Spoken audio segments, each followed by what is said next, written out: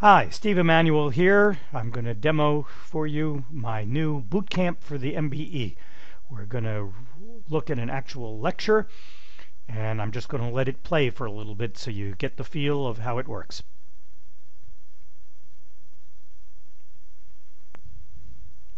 Let's now turn to our next major area, homicide. The MBE examiners will often give you a fact pattern involving a death, and you'll have to say what the most serious crime is that D has committed. Most often, you'll have to choose among various types of homicide. So here's a quick list of the only 3 types of homicide you're likely to encounter. First, we of course have murder. Next, we have voluntary manslaughter. And finally, we have involuntary manslaughter. We'll be talking in more detail about what each of these is. But let's start with an extremely abbreviated definition of each. So first, what's murder? Murder is the unlawful killing of another person. That's so vague as to be almost useless, which is why we'll have to talk about the different mental states that can suffice for murder in a minute.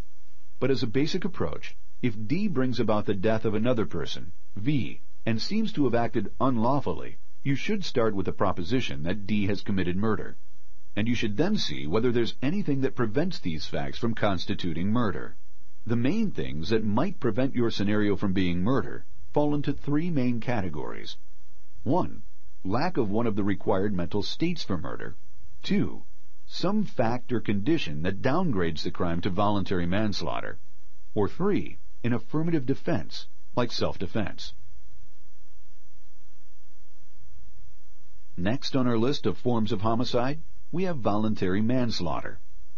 Voluntary manslaughter, like murder, requires an intent to kill, but it's a lesser charge, by which what would otherwise be murder can be downgraded if the defendant acted in either of 2 specific ways. First, the defendant may be entitled to a downgrade of the charges to voluntary manslaughter if he acted in what's loosely called a heat of passion, and we'll talk more about what that means in a little while. Second, the defendant may be entitled to a downgrade to voluntary manslaughter if she acted more or less in self-defense, but doesn't qualify for an outright acquittal because she made some sort of unreasonable mistake, like she wasn't really under attack. The second form of voluntary manslaughter is encapsulated in the phrase imperfect self-defense. Third and last on our list of the forms of homicide is involuntary manslaughter. In most jurisdictions, involuntary manslaughter is a killing that D does not intend and that is brought about by D's gross negligence or recklessness.